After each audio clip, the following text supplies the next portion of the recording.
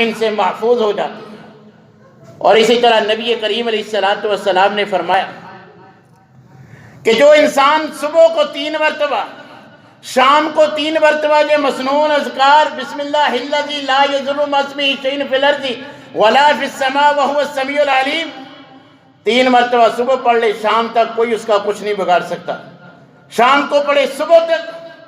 ایک صحابی کہتے ہیں اللہ کے رسول بچھو مجھے اس نے ڈنگ مارا، ساری رات بڑی اذیت بڑی تکلیف میں گزاری ہے۔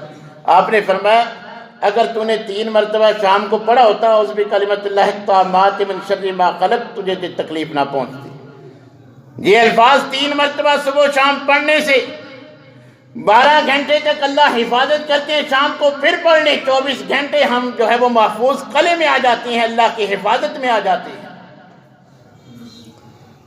مگر ہماری یہ عادت ہی نہیں ہے، ہم انگلش میں